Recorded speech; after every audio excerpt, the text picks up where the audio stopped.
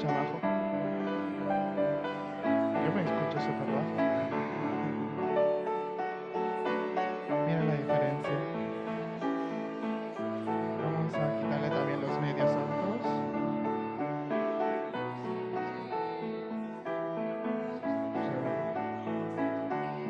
Es lo que te estaba diciendo antes. Esto lo podemos tener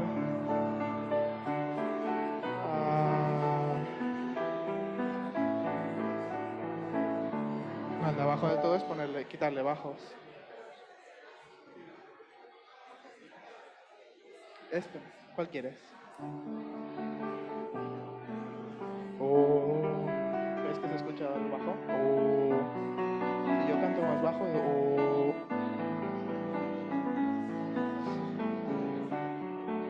ahí está. Ahí se escucha la parte baja. Sí. Y esto de aquí, creo que este es más amplio. Este de aquí lo ponemos así y le quitamos. No, esta en la parte no. Joder.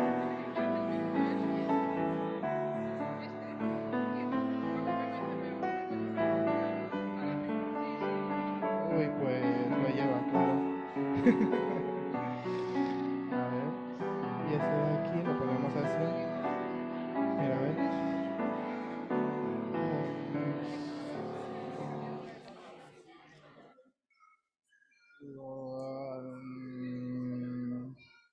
Sí, son estos de aquí, ¿no? Hola. Estos tres. Hola. Igualmente. No.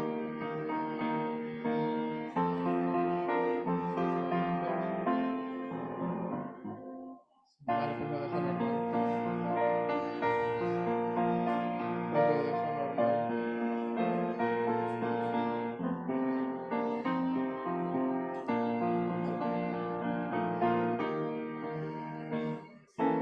Vale, ahora ya no se escucha abajo.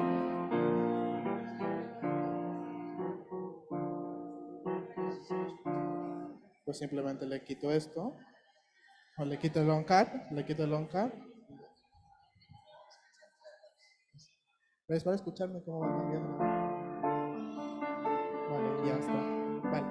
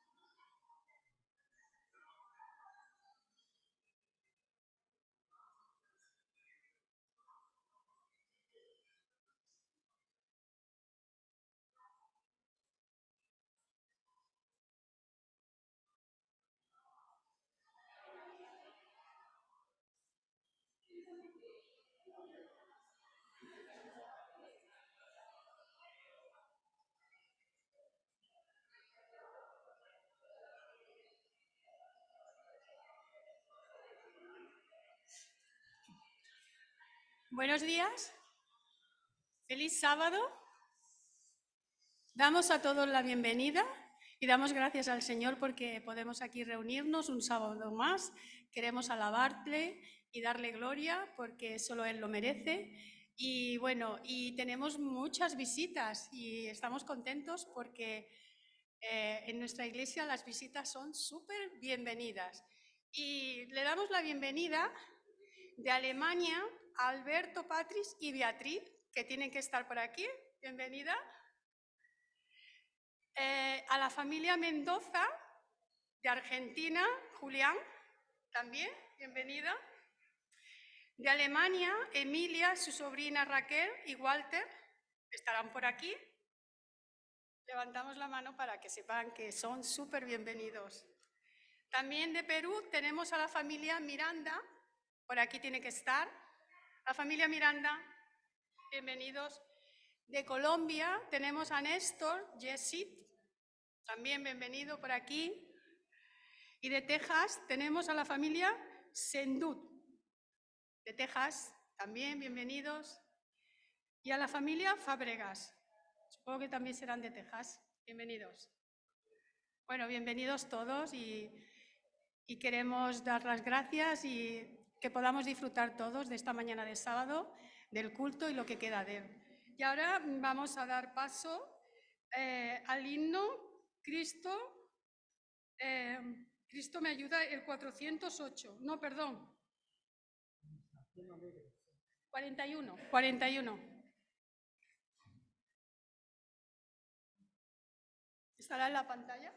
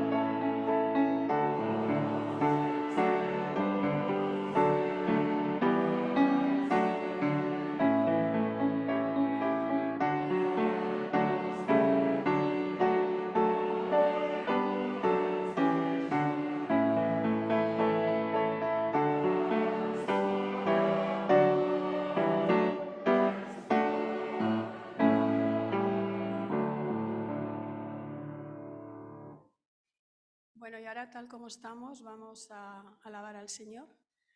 Amoroso y Padre Celestial que estás en los cielos, Señor, estamos muy agradecidos, Señor, porque tú nos has acompañado en esta semana, Señor, y nos has fortalecido para que podamos estar aquí en tu iglesia. Queremos, Señor, adorarte porque tú eres nuestro Padre Celestial y tú eres nuestro Redentor.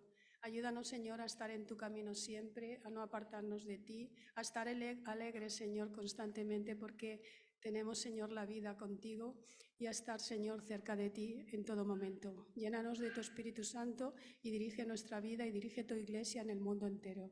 Que podamos, Señor, poder reunirnos siempre hasta que tú vengas, que sea muy pronto y podamos reunirnos contigo en el cielo. Ayúdanos, Señor, a serte fieles allá donde estemos y a dar el mensaje, Señor, que tú tienes para nosotros, que podamos entenderlo, practicarlo y poder transmitirlo a toda aquella persona, Señor, que pueda también conocerte, para que cuando tú vengas, Señor, tú nos arrebate y podamos estar con nuestros seres queridos y con aquellas personas que aún no te han conocido en el cielo. Te damos las gracias, Señor, por todas las bendiciones y te pedimos, Señor, que perdone nuestros pecados, que nos ayudes a ser fuertes en ti. Te lo rogamos en el nombre de tu bondadoso y amado Hijo Jesús. Amén. Bueno, y ahora vamos a dar paso de la historia de los niños, que la tiene Brian.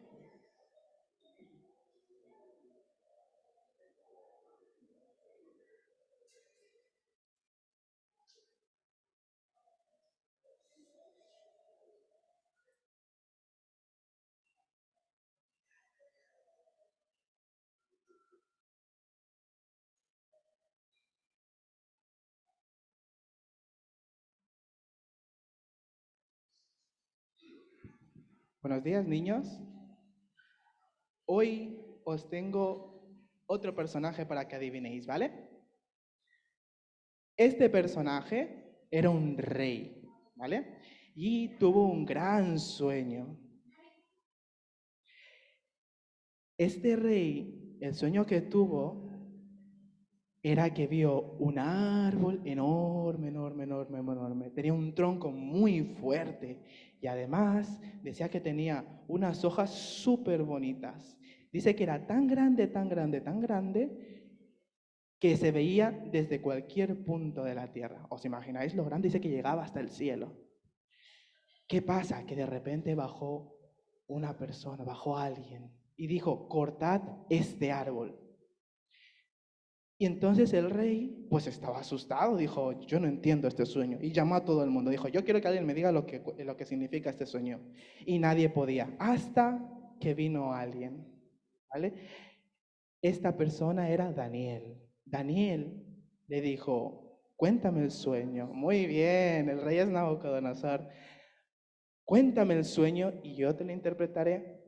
Y cuando le contó el sueño, Daniel estuvo sorprendido por una hora. Es decir, el sueño era tan fuerte, tan fuerte, tan fuerte, que no se lo podía decir. Pero dijo, Daniel, no te preocupes, tú cuéntamelo. Entonces le dijo, mira, rey, resulta que este árbol representas tú, te representa a ti.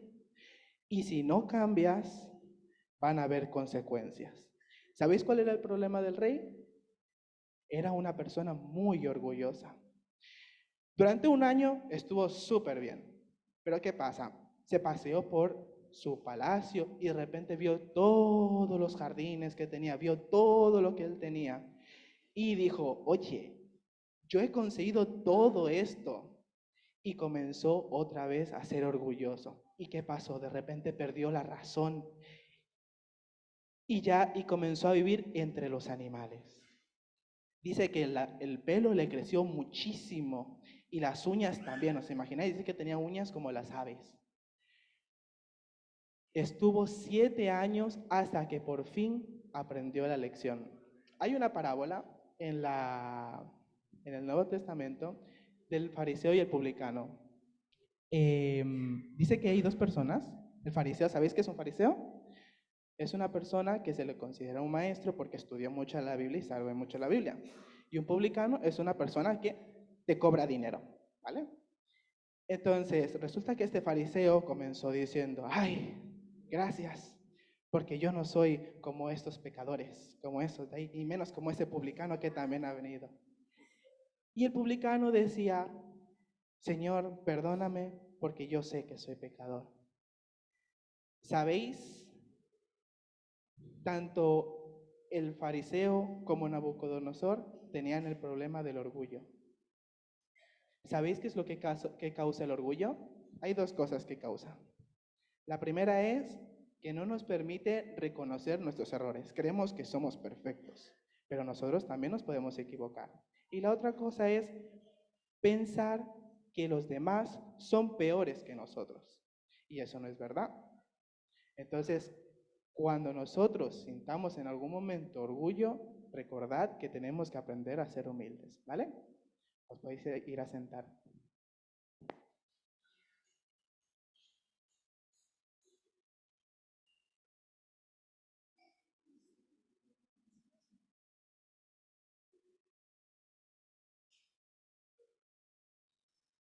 Bueno, muchas gracias, Brian, por la historia.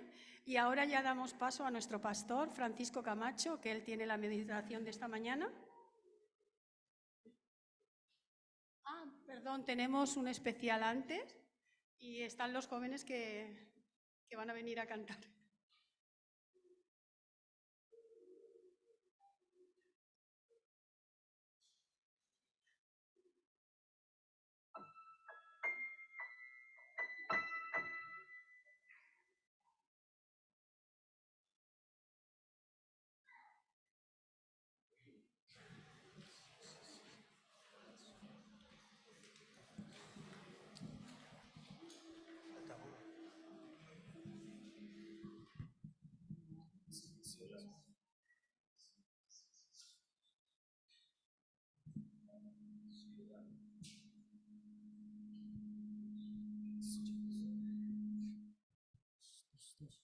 Sí. Sí, hola. Feliz sábado para todos. Feliz sábado para todos. Amén. Ahora sí estamos en la iglesia. Bueno, en este mundo, de verdad que por estos días tenemos situaciones que son muy confusas, muy complejas a veces, y no sabemos qué hacer. Pero para gloria de Dios tenemos un faro que no está por allá escondido, está en la montaña, que nos alumbra y nos da sabiduría para tomar decisiones correctas en nuestra vida y que sean para gloria de Dios y para beneficio nuestro y de quienes nos rodean. Nosotros somos el grupo New Name y para honra y gloria de Dios entonaremos esta canción que muchos de ustedes conocen, El Faro.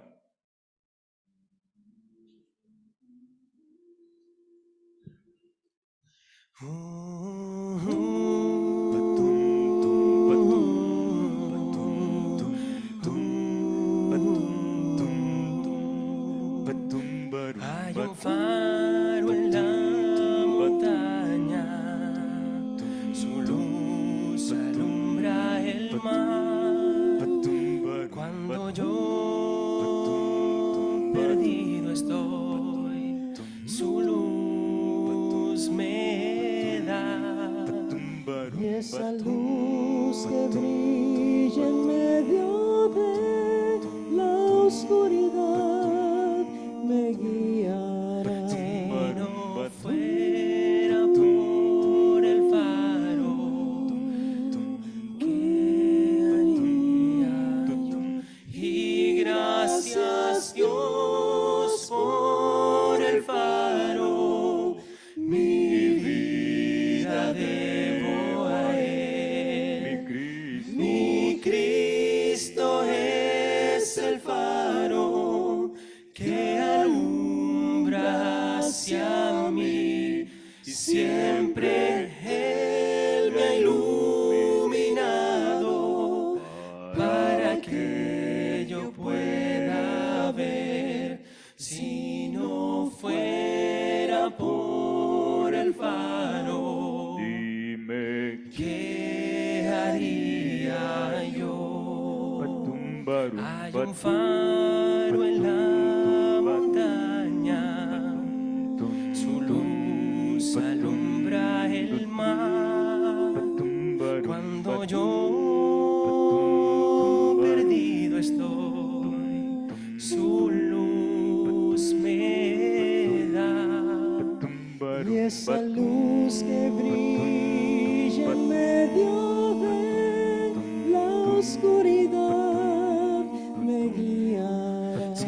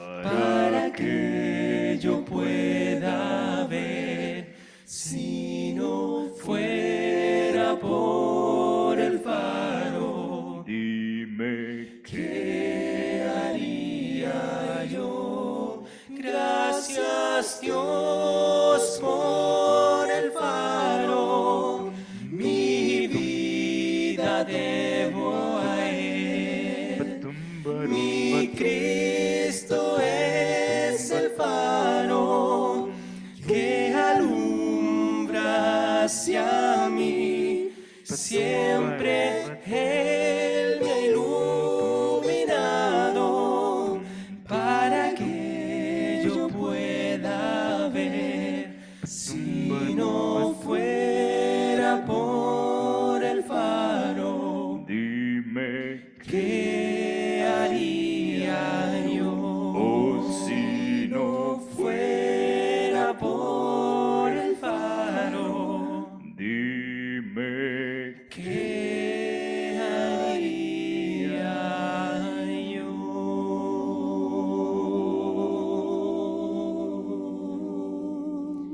Amén. amén. Palabras no. Y en la noche que sale, yo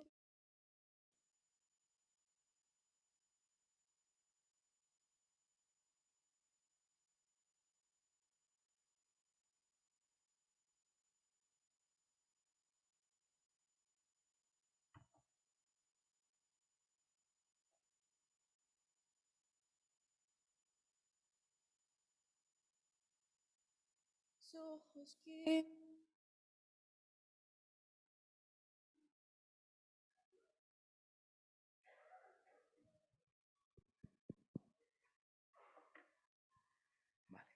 Gràcies per aquest meravellós cant. Bon dissabte a tothom. I la lectura bíblica d'aquesta setmana és la paràbola dels talents.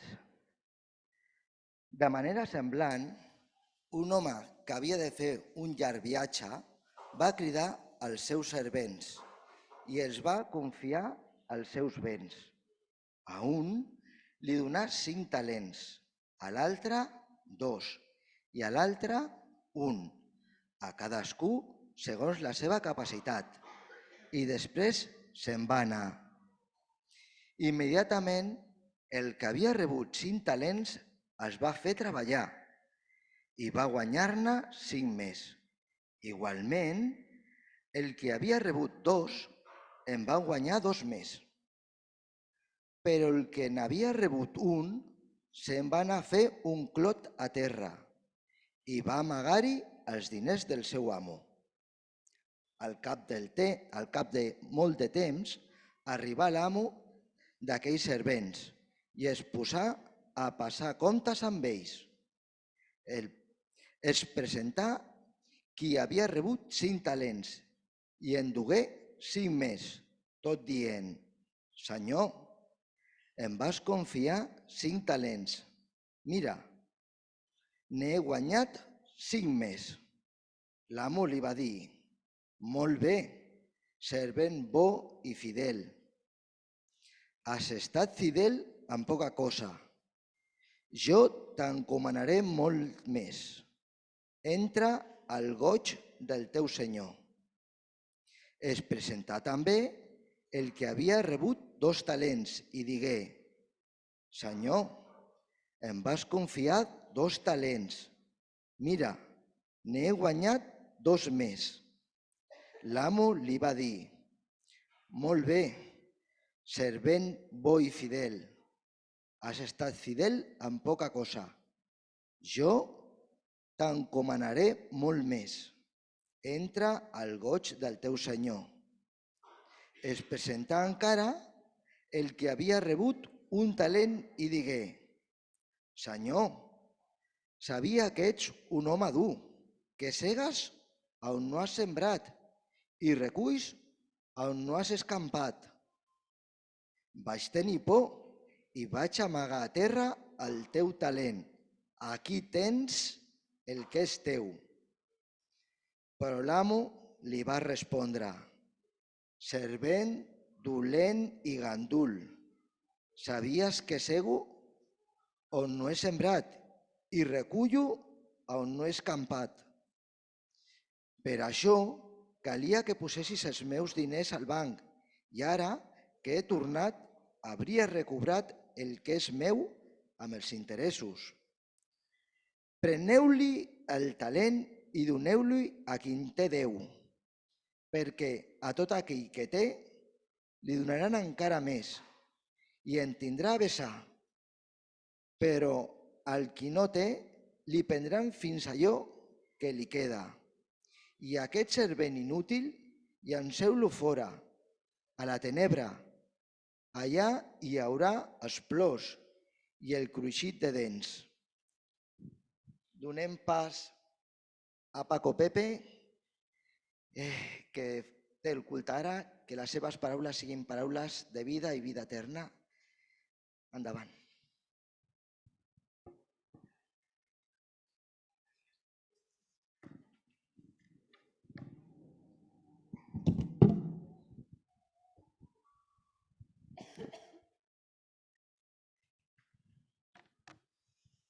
Feliz sábado, Iglesia. Gracias, Gaby, por la lectura de esta parábola.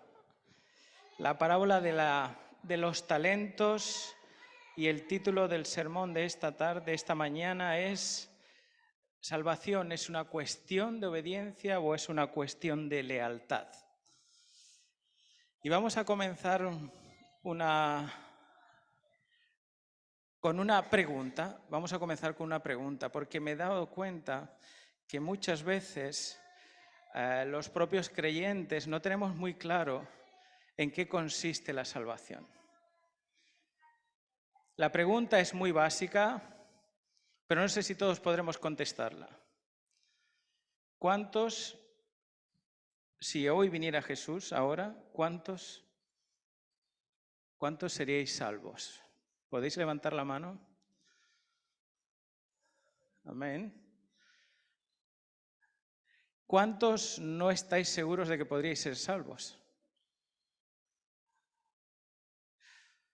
El resto no pensáis.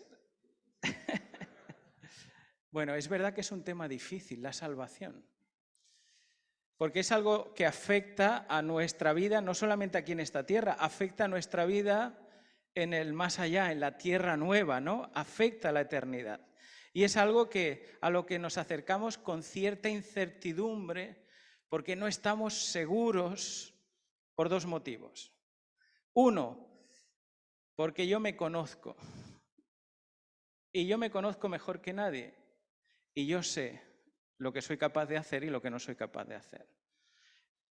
Y dos, Satanás se encarga de recordarte las veces que tú caes para hacerte perder el gozo de la salvación.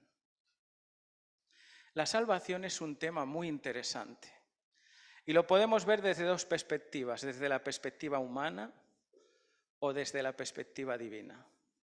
Desde la perspectiva del cielo, la salvación es clara, ¿sí? Dios envió a su Hijo unigénito para que todo aquel que en Él crea, sea ¿qué? Sea salvo. Pablo y Silas en la cárcel orando y cantando, viene un terremoto, la cárcel se abre, el carcelero de Filipos se quiere quitar la vida y Pablo le dice, tranquilo, estamos aquí, le habla del Evangelio y le hace la pregunta que hace todo el mundo, que seguramente a ti como creyente te ha hecho todo el mundo. ¿Cómo puedo ser salvo? ¿Cuál fue la respuesta de Pablo?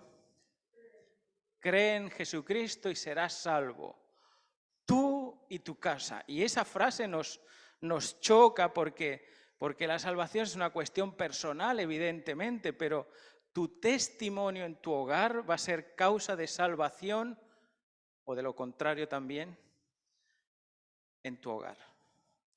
Pero la respuesta parece sencilla, creer. Ahora, los demonios también creen y tiemblan, pero no se salvan. ¿Cuál es la diferencia entonces en ese tipo de creencia? Es creer y confiar en que la palabra de Dios es cierta y es verdadera. Otra pregunta difícil que nos hacemos cuando hablamos de la salvación es ¿cómo yo puedo ser salvo? ¿Cómo funciona el proceso de la salvación? Y tenemos algunos textos interesantes que quiero compartir con vosotros.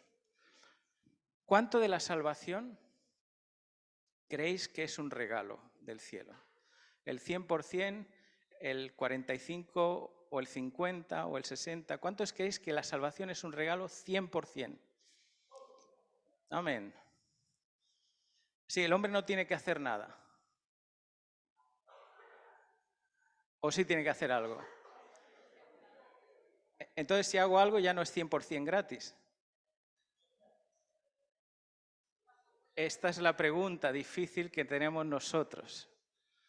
La salvación es 100% gratis. ¿Por qué? Porque la salvación no viene del hombre, viene de Dios. Así lo dice la Biblia. Envió a su Hijo para salvar, para rescatar lo que se había perdido. Y esta es la obra de salvación de Jesucristo. Viene a salvar y a rescatar. Ahora, ¿cómo lo hace? Tenemos el texto de Tito 3:7, si tenéis vuestras Biblias. Tito 3:7 dice: para que justificados por su gracia viniésemos a ser herederos conforme a la esperanza de la vida eterna. Nosotros aquí, según este texto de Tito 3:7, dice, somos justificados ¿por medio de qué? Justificados por su gracia, ¿sí? Somos justificados por la gracia, dice Tito. Muy bien. Vamos a Gálatas 2:17.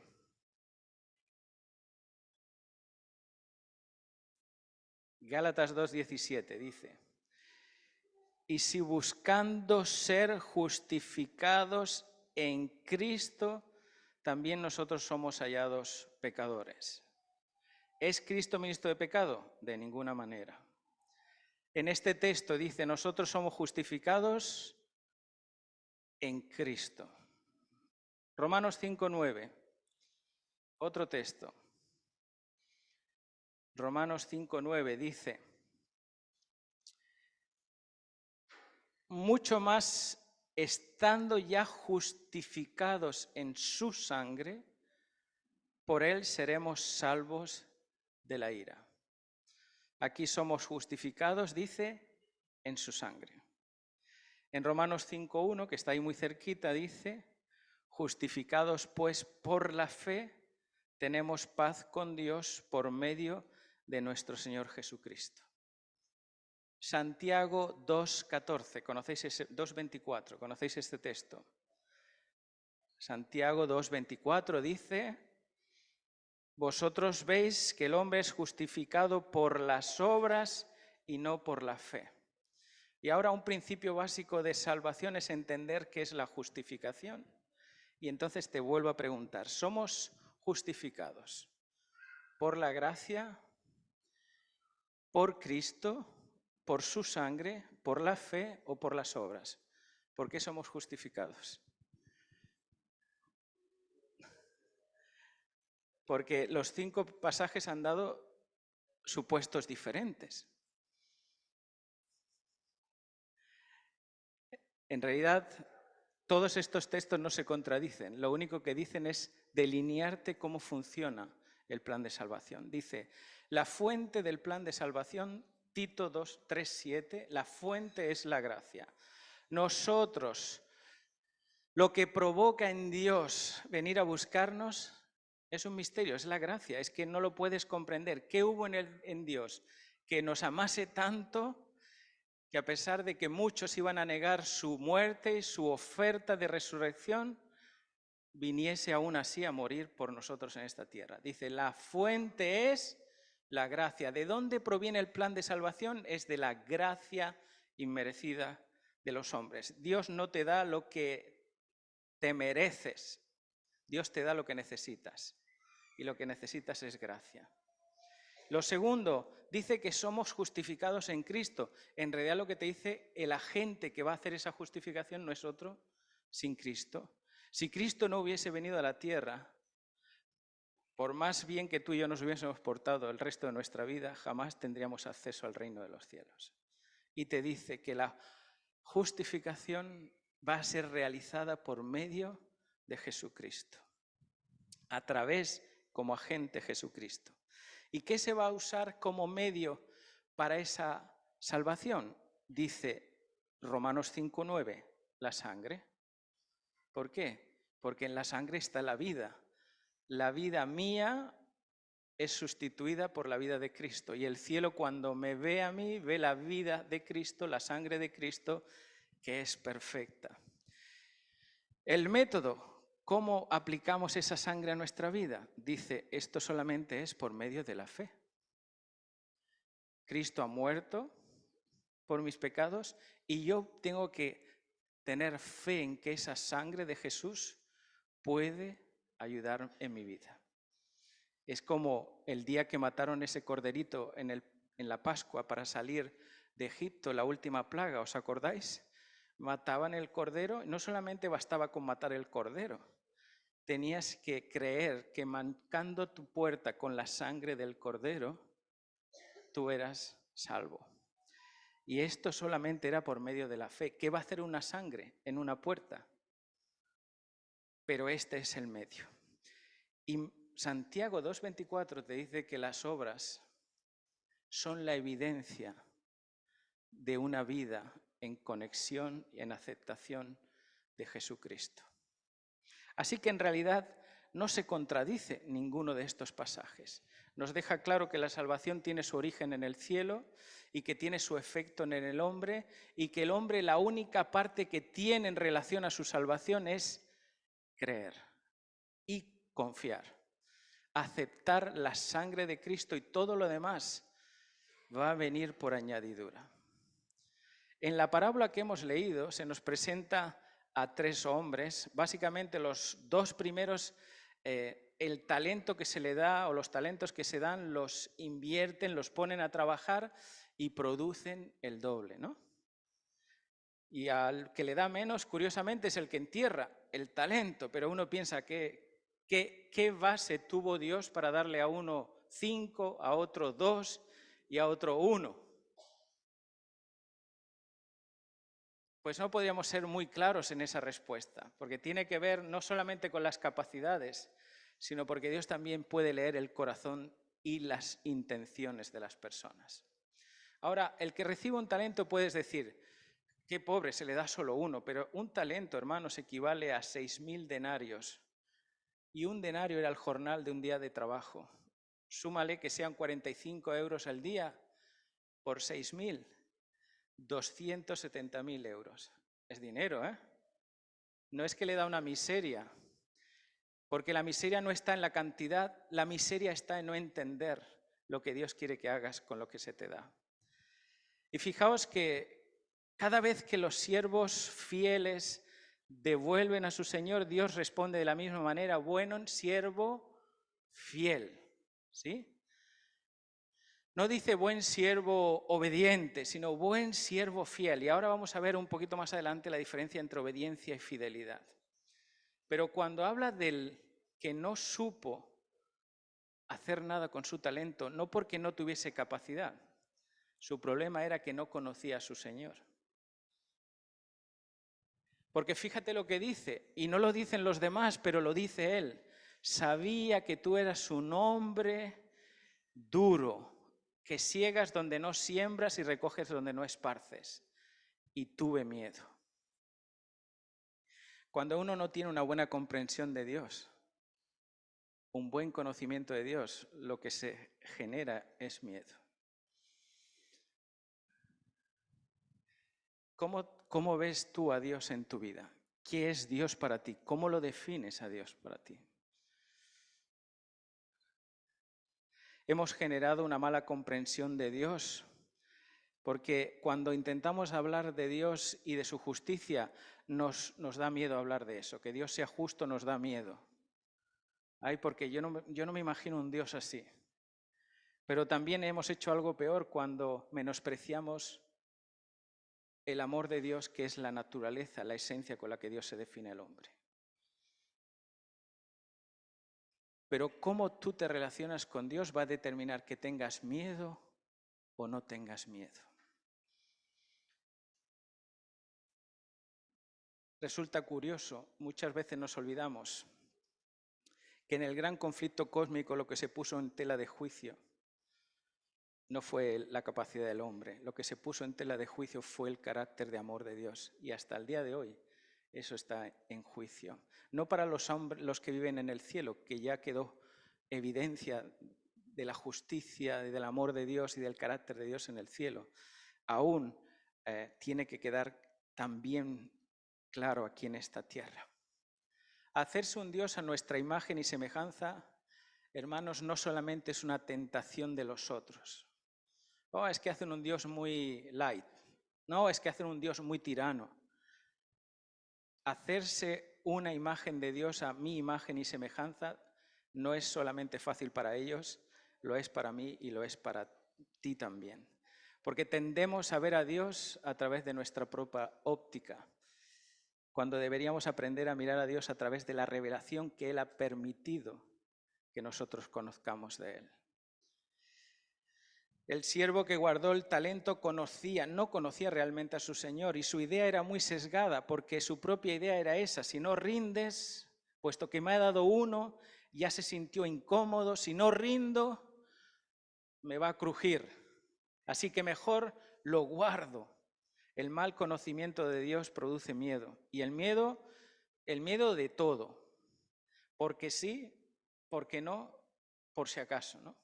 A veces no sabemos qué hacer, porque nuestra falta del conocimiento de Dios nos lleva a tener una idea equivocada acerca de la salvación, y a veces no sabemos hacia dónde movernos. Por si acaso todo es pecado, por si acaso no puedo moverme, mejor me quedo quieto. Pero si tú conocieses bien a tu Señor, no tendrías ese pánico. Vivir una relación con Dios basada en el miedo puede provocar angustia. Angustia, pero además provoca desobediencia. ¿Sabes por qué? Porque el Señor recoge la frase, ese conocimiento que este siervo tenía de Él, y dice: si sabías que era un hombre que ciego donde no siembro y recojo donde no esparzo, ¿por qué no hiciste al menos ponerlo en el banco? No está diciendo que Dios está reconociendo que es así, sino que está cogiendo la visión que Él tiene de su Señor y dice: al menos tenías que haberlo hecho correctamente. Dice Romanos 4, del 1 al 5, ¿qué pues diremos? ¿Abraham, nuestro padre de la carne, según la carne, fue justificado por las obras? Tiene de qué gloriarse, pero para con Dios no. Porque ¿qué dice la Escritura? Creyó Abraham a Dios y le fue contado por justicia. Versículo 4. Pero al que obra no se le cuenta como salario, como gracia, sino como deuda. Al menos, le dice el Señor si tú piensas que yo soy tan duro y tan áspero, al menos o lo haces todo bien, o lo cumples todo bien, o estás en desobediencia. Jesús dijo: conoceréis la verdad, Juan 8:32, y la verdad os hará libres. Y sabéis, la libertad viene con la verdad. La esclavitud resulta de no conocer la verdad de Dios. ¿Qué conoces tú y qué conozco yo de Dios? Oseas 4:1, mirad este texto. Oíd palabra de Jehová, hijos de Israel. Jehová contiende contra los moradores de la tierra por 3 cosas. El pleito de Jehová contra los moradores de la tierra son por 3 cosas: porque no hay verdad, porque no hay misericordia y porque no hay conocimiento de Dios en la tierra. Y si siguieses avanzando en el texto, llegarías al versículo 6, que los adventistas usamos mucho: el pueblo de Dios muere por falta de conocimiento. Ahora, ¿qué conocimiento es el que nos hace falta? ¿Será que el conocimiento que nos hace falta es las Escrituras? ¿Es conocer la Biblia? La iglesia profética que representa nuestro tiempo es la Odisea, que por contrario se cree rico, se cree que lo tiene todo, pero en realidad somos pobres. Jeremías 9, 23 y 24 te va a decir qué es la parte del conocimiento de Dios que necesita esta tierra. Dice: así dice Jehová: no se alabe el sabio en su sabiduría, ni en su valentía se alabe el valiente, ni el rico se alabe en sus riquezas, Mas alábese en esto el que hubiere de alabarse, en entenderme y en conocerme, que yo soy Jehová, que hago misericordia, justicia y juicio a la tierra, porque estas cosas son las que yo quiero. Si el siervo inútil de la parábola hubiese conocido a su Señor, no tendría una idea tan confusa del carácter de Dios. Dios quiere que aprendamos de Él que Jehová es misericordioso, que hace juicio y que hace justicia en esta tierra. Ahora, el principio que se resalta en esta parábola es la fidelidad, más que la obediencia. Y la fidelidad es una virtud, es una actitud, es una fuerza que tiene un alto sentido de compromiso. Es la capacidad y la fuerza, la constancia en lo público y en lo privado. Nosotros somos fieles cuando nos ven y cuando no nos ven. Aprender a caminar delante del invisible es aprender a ser leal, aunque nadie de la iglesia te vea, ni nadie de tu familia te vea. Y la fidelidad es un valor moral que faculta al ser humano para cumplir los pactos y los compromisos que hemos adquirido. Es una negación al engaño y a la traición. Es una respuesta al amor de Dios. Del latín viene de la palabra fidelitas, que se traduce por servicio a una deidad. Fíjate, la fidelidad es servicio a Dios. Pero entonces, ¿yo me salvo por ser obediente a Dios o por ser leal a Dios? Y aquí el concepto de salvación también puede cambiar. ¿Me salvo por la obediencia, por el cumplimiento, o me salvo por la lealtad a Dios? Y de hecho la palabra obediencia, ahora lo vamos a ver, es el acto de cumplir, de realizar la voluntad del otro. La obediencia sí presupone algo, es la autoridad del otro que manda, que tiene el derecho, y yo lo que hago es obedecer. Aún así que no lo entienda, obedezco. Obedecer es cumplir libremente y conscientemente algo, aunque sea contrario a tu propia voluntad. Esa es la obediencia. Es decir, quien hace lo que el otro desea como algo que no nace de manera natural en ti, sino por miedo o por violencia o por coacción moral, dice el diccionario, no estaríamos hablando del acto de obediencia, sino de una voluntad forzada. Es decir, yo no obedezco porque sienta que si no obedezco, Dios no me va a salvar. Porque a veces cuando he hecho esta pregunta, ¿quién considera que si Cristo viniese sería salvo? Enseguida has puesto el foco en tu persona y no en Cristo. Y has puesto el foco en tu persona y has dicho esto, ¿cuánto estoy obedeciendo? Uy, todavía me faltan muchas cosas que hacer.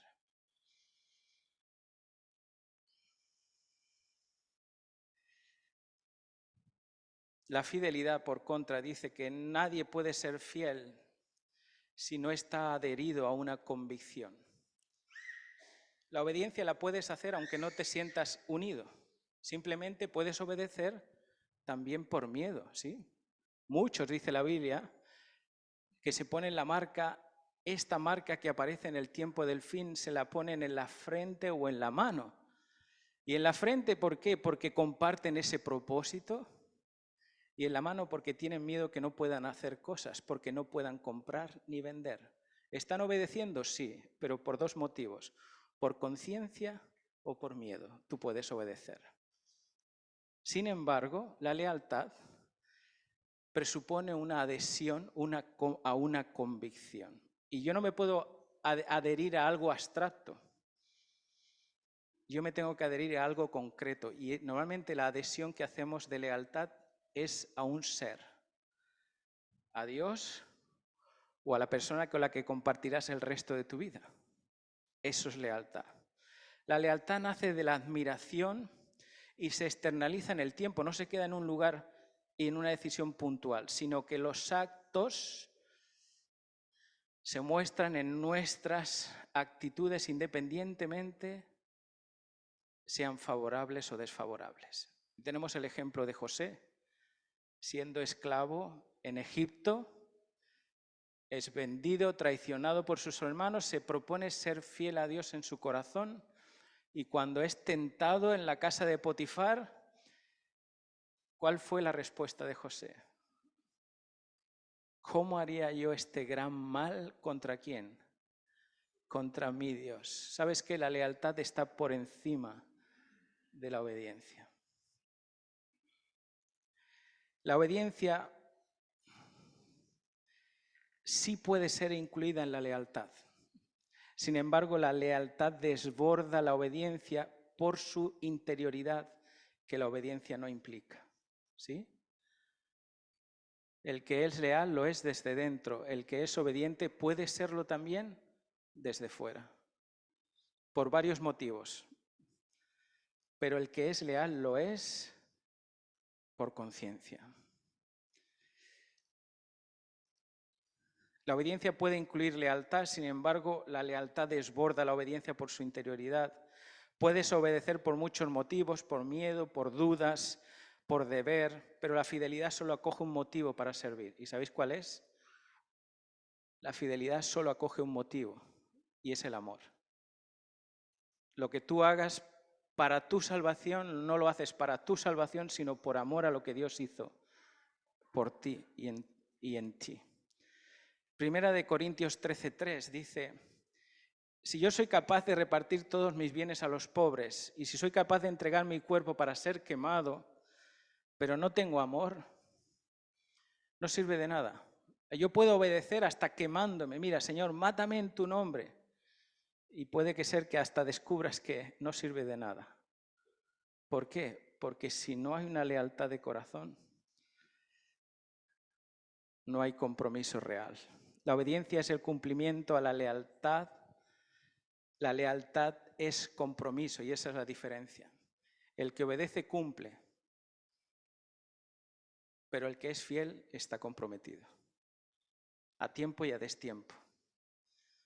Aunque estén como los amigos de Daniel retirados, separados de su lugar de seguridad, de su familia, aun cuando nadie sepa qué es ser cristiano, ellos se mantuvieron leales. Hasta incluso si Cristo permite que nos quites la vida, que sepas, oh Rey, que nosotros no daremos nuestro brazo a torcer.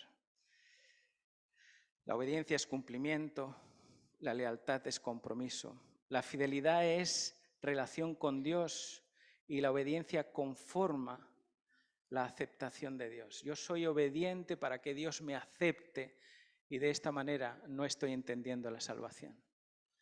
Porque de alguna manera estoy dejando aparte la fuente de la salvación, que es la gracia.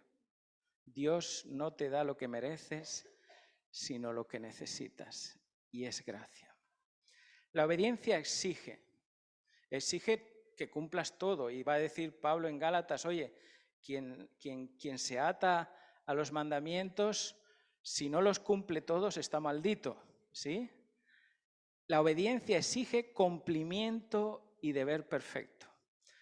La lealtad, sin embargo, produce integridad y servicio. No te cuesta ser fiel a Dios, porque Cristo ha sido fiel en primer lugar para ti.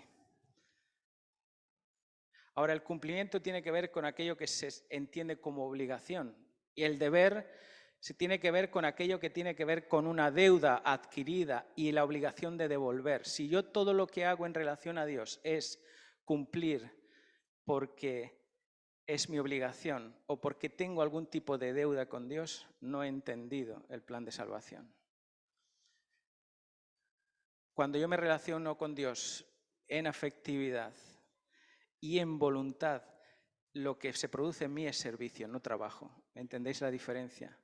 No obro para mi salvación, sino que es el servicio que tiene que ver con la justicia y la veracidad que viene de la misericordia. Miqueas 6:8 dice: de todas las cosas que los hombres nos preguntamos acerca de Dios, del examen que quizás nos pueda hacer el Señor en el tiempo del fin, Dios nos dice: mirad, esto va a entrar en el examen. ¿Lo quieres saber, lo que va a entrar en el examen? Mira lo que entra en el examen, Miqueas 6:8. Oh hombre, yo te he declarado lo que es bueno. ya comienza bien, te va a decir algo que es bueno. ¿Y qué pide Jehová de ti? 3 cosas: hacer justicia, amar misericordia y humillarse delante de Dios. Cuando pensamos en hacer justicia y pensamos en la justicia en el Antiguo Testamento, podemos encontrar un texto en Isaías 42:7. Isaías 42:7 que dice: para que abran los ojos a los ciegos, para que saques a las cárceles a los presos y para que les des casas a los que moran en tinieblas. Y todo este capítulo 42 está hablando de la obra de Jesús, justicia nuestra. Y va a decir: no romperás la caña cascada, no apagarás el pábilo que humea, sino que harás justicia en todas las calles de Israel. Pero añade esto: hacer justicia es dar vista a los ciegos, sacar de la cárcel a los presos y dar morada a los que viven en oscuridad. Eso es hacer justicia para Dios. La justicia de Dios tiene que ver con un carácter de alcanzar, de salvar al otro. En Romanos 1:17, en el Nuevo Testamento, la justicia también tiene este mismo sentido. Dice: porque en el Evangelio dice, la justicia de Dios se revela por fe y para fe, como está escrito: el justo por la fe vivirá. La justicia de Dios tiene que ver por fe en Dios y para fe en el prójimo. Es decir, la justicia en el Nuevo Testamento tiene que ver con las relaciones que tú tienes también con tu hermano. De hecho, Jesús dirá que amar es el cumplimiento de la ley. Amar a Dios en primer lugar y a tu prójimo como a ti mismo. Pero ¿y qué será la misericordia? Mateo 5:7, bienaventurados los misericordiosos, dice. ¿Por qué? Porque ellos mismos alcanzarán misericordia.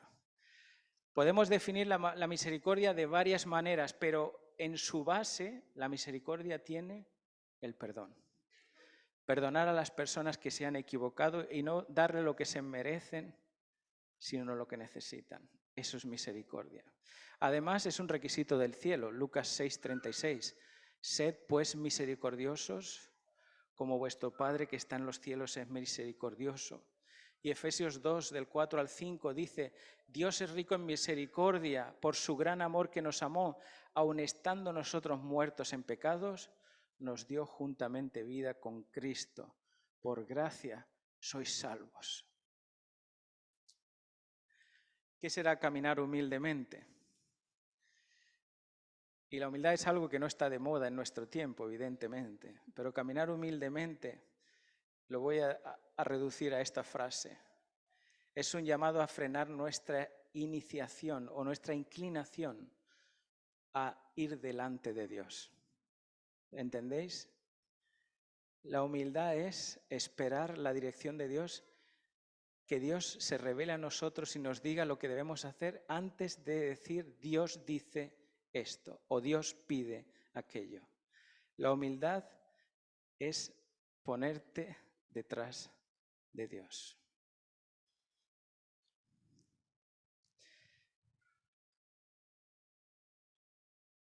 Dijo un escritor que se llama Thomas Gurie: el cristianismo es como una espiga de trigo, dice. Cuanto más madura, más inclina la cabeza. Y ya puedes apreciar igualmente la madurez de un cristiano. Cuanto más humilde, menos orgulloso. Dice el pastor Moody, que seguramente algunos habéis conocido, alguno de sus vídeos: el hombre puede mentir acerca del amor, sí. Puede prometer que ama a una persona toda la vida y no amar. Puede decir que ama a Dios y en el fondo amarse a sí mismo.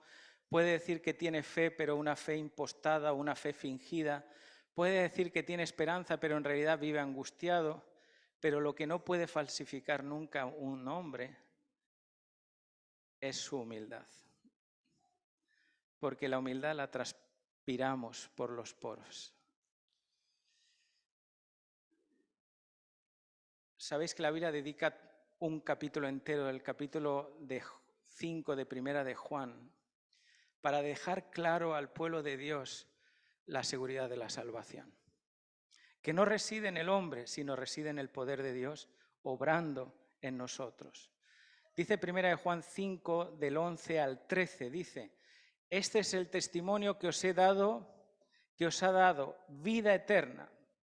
Y la vida eterna está en el Hijo. Ahora, yo quiero ser salvo, ¿por qué? Porque quiero tener vida eterna. ¿Sí o no? ¿Por qué quieres ser salvo tú?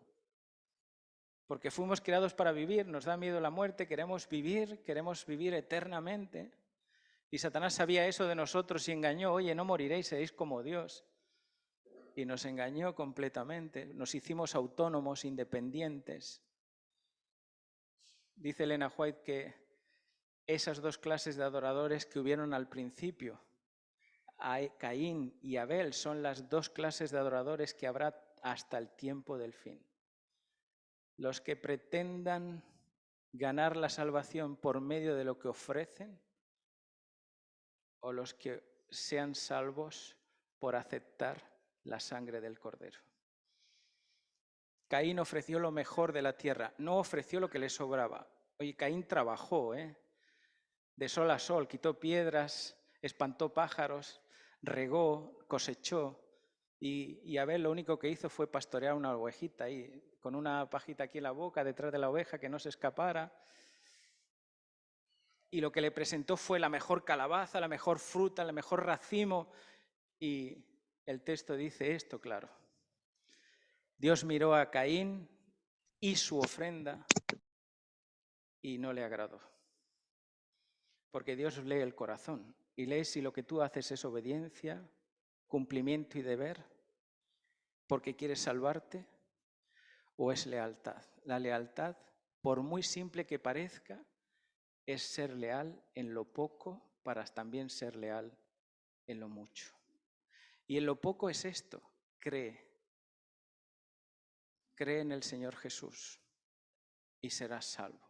Dice el versículo 12, el que tiene al Hijo tiene la vida. ¿Qué vida? La vida eterna. Y el que no tiene al Hijo no tiene la vida. ¿Qué vida? La vida eterna. Muy sencillo. ¿Tienes al Hijo de Dios en tu corazón? Tienes vida. ¿No lo tienes en tu corazón, sino que está allí lejos, piensas que es lejano, que es duro, que cosecha donde no siembra, que recoge donde no esparce?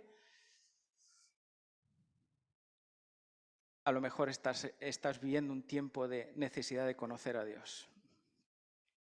El que tiene al Hijo tiene la vida y el que no tiene al Hijo no tiene la vida. Y termina el versículo 13. Estas cosas os escribo a vosotros. No le está escribiendo a nadie que no cree. Os escribo a vosotros que creéis en el nombre del Hijo de Dios. Para que sepáis, mira, te escribo a ti que crees, para que sepas que tenéis vida eterna. No dice que tendréis vida eterna, que tenéis vida eterna, y para que creáis en el nombre del Hijo de Dios. Termino con una cita de Elena White, Palabras de vida del Gran Maestro, página 295. Dice: es la fidelidad, la lealtad a Dios y el servicio amante lo que gana la aprobación divina. Lo vuelvo a repetir: fidelidad, lealtad y servicio es lo que gana la aprobación divina.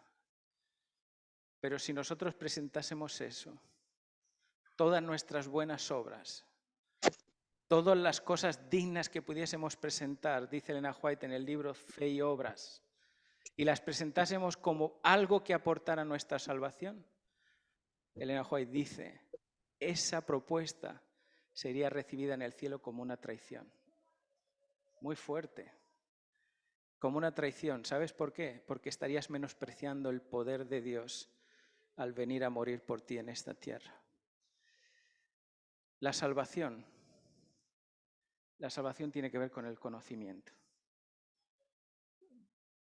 Pero no solamente con el conocimiento de su palabra es la que habla de Dios.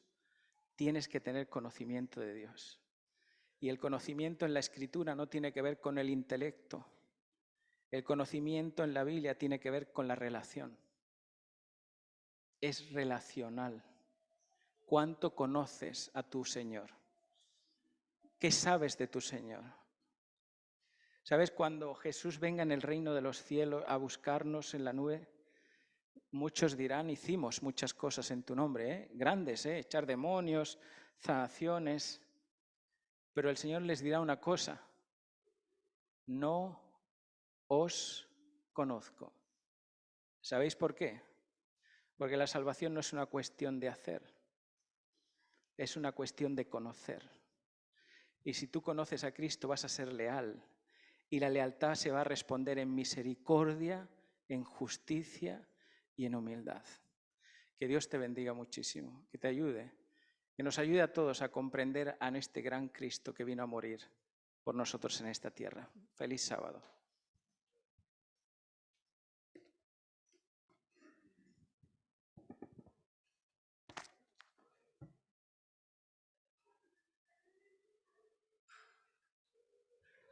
Bueno, damos gracias a nuestro pastor por esta gran meditación. Y ahora es el momento de pasar a las ofrendas, los diáconos. Y recordemos que las ofrendas y diezmos es una forma también de adoración al Señor. Le damos gracias por las bendiciones que Él nos da y le devolvemos un poquito de todas las bendiciones. Así que recordarlo, seamos dadivosos, porque es una forma también de evangelizar.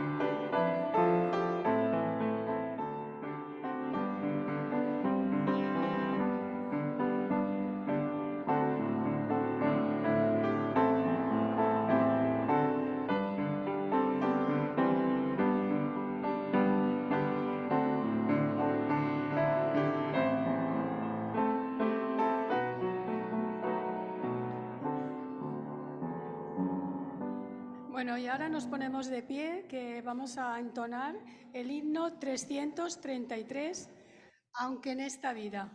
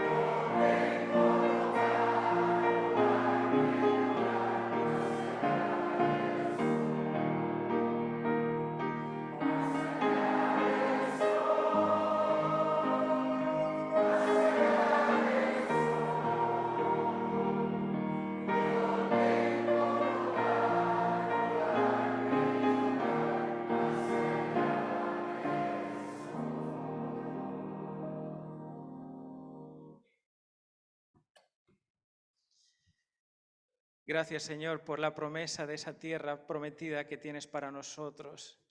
Gracias porque tenemos un hogar, estás preparándolo para nosotros y vas a venir a buscar a tu pueblo, Señor. Gracias por esta gran salvación. Gracias por Jesucristo. Que puedas vivir en nosotros, Señor. Te damos autoridad, te damos permiso para que tu Espíritu, para que el Espíritu Santo, Señor, pueda guiarnos, pueda conducirnos a ser leales en todo tiempo. Te lo pido en el nombre de Jesús.